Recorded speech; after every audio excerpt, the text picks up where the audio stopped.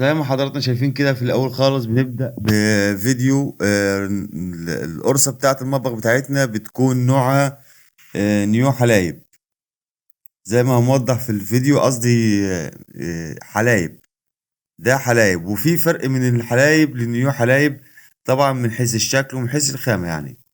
ففي فرق بين النيو حلايب والحلايب، وبرضه بيختلفوا في السعر. زي ما وضحنا قبل كده ان الحلايب بيكون فاتحة عن النيو حلايب، والبقشة اللي فيها السمرة ديت بتكون واسعة عن بعضيها، والنقشة دي بتكون كبيرة شوية في الحجم. ده في الحلايب. اما في النيو حلايب بتكون غامقة شوية او بتعطي على رمادي، وفيها الفص الصغير ده بيكون كتير وصغير في الحجم. زي ما حضراتكم شايفين اهو ده مطبخ حلايب. طبعا زي ما قلت لكم كل شقة كانت بتختلف عن النوع التاني حسب رغبة العميل او حسب رغبة صاحب العمارة يعني. هنا طبعا مطبخ برضو حوض مطبخ اهو زي ما انتم شايفين. طبعا الديكور اللي احنا عاملينه ده، الديكور ده سهل جدا. هو ما هوش رخام عشان محدش يقول لي ده نوع رخام. لا، ما هوش رخام ولا هو شريط لازق ولا اي حاجة من ديت. ده عبارة عن كلة بتاعت الرخام اللي احنا بنشتغل بيها بنلونها، وبنعمل افريز بين الرخامة والتخانة، وبنبدأ نملاها بالكلة بتاعتنا الملونة ديت حسب اي لون انت عايزه، اسود احمر اخضر اصفر، اي لون انت عاوزه بتقدر انك انت تنفذه عن طريق الكلة واللون اللي هو السكيب او الاكسيد. زي ما انتوا شايفين دلوقتي كده ده مطبخ معمول من الجرانيت الفيردي، فيردي اصفر. هو في فرق بين الاصفر والاخضر من اللون، يعني بيبقى في فرق في اللون انت تقدر تميزه او اي حد يقدر يميزه عادي جدا.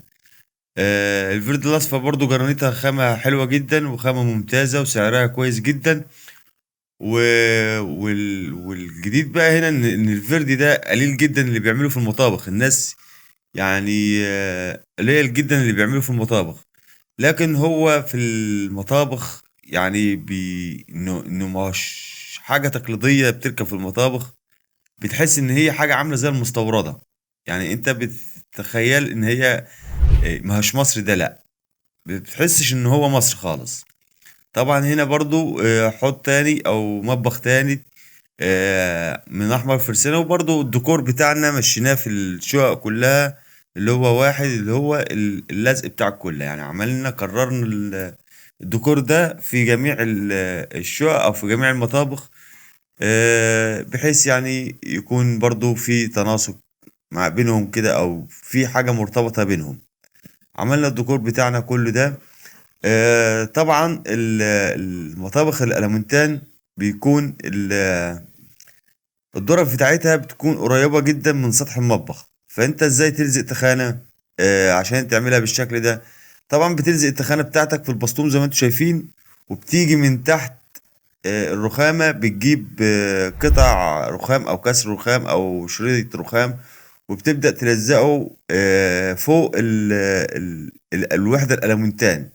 يعني فوق الشاسيه الألمنتان بتبدأ تلزق اللي هو الشرايط الخمسات او الشرايط الرخام التانية، عشان تبدأ ترفع معاك القرصة نفسها، والتخانة بتاعتك ما تضايقش الظرف اللي هي الألمنتان.